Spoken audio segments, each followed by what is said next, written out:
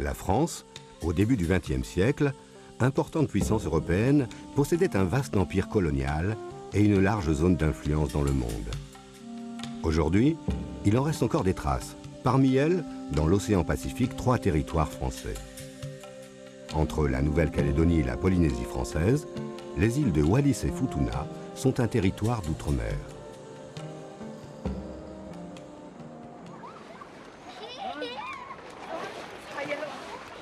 Mais ce territoire où vivent aujourd'hui moins de 20 000 habitants a une histoire bien particulière.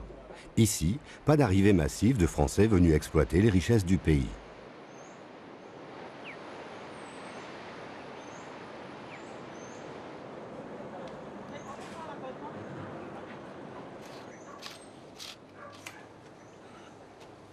Les îles sont restées à l'écart de l'exploitation coloniale.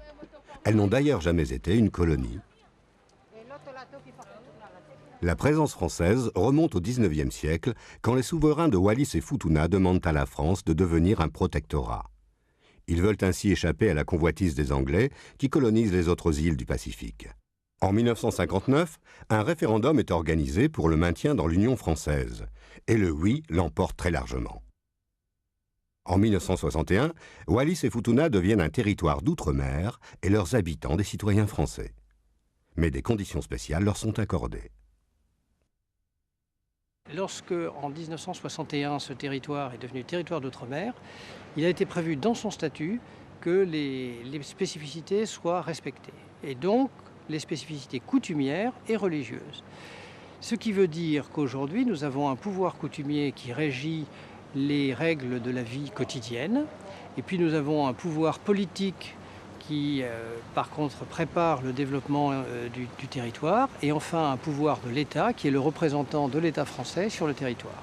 Sur cette colline vivent quelques papalagnis qui sont en fait des gens qui ont des responsabilités au sein du territoire, qu'ils soient de mon administration, de l'éducation nationale, ou qu'ils soient des services de l'administration supérieure. Les papalagnis, ce sont des arrivants d'ailleurs, des gens qui sont arrivés. Alors étymologiquement, il y a plusieurs sources. Sur des planches, venus du fond de la mer, du ciel, et qui sont venus sur des planches à voile. Je crois que c'est l'étymologie. Donc ce sont ceux qui arrivent de l'extérieur, les papalagnis. Alors nous sommes tous ici des papalagnis. On dit aussi quelquefois ici des blancs, mais je trouve que papalagnis, ça a une connotation un peu plus sympathique. Moi, je n'étais jamais sorti de métropole. Arrivé à Wallis et Futuna, et la plus grande surprise, c'est de mettre la tête dans le lagon.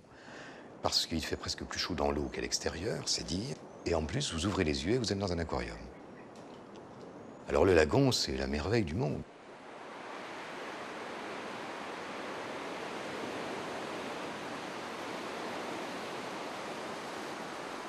Jean-René Visset travaille à Mata-Utu, la principale ville de Wallis, dans le quartier qui regroupe toutes les administrations et institutions du territoire. La grande originalité de Wallis et Futuna au plan institutionnel, c'est justement cette complexité de la relation entre les différents pouvoirs. Et il n'y a qu'à simplement faire une toute petite pause ici, et moi je vous invite véritablement à regarder ici. Vous voyez par exemple, nous avons l'administration supérieure. À droite, vous avez d'autres services de l'État. Alors il y a le Trésor public, il y a ici la justice, vous avez là-bas le service de l'environnement. Et alors tout à côté, et c'est vraiment la juxtaposition des lieux qui est intéressante, vous avez ici l'Assemblée territoriale.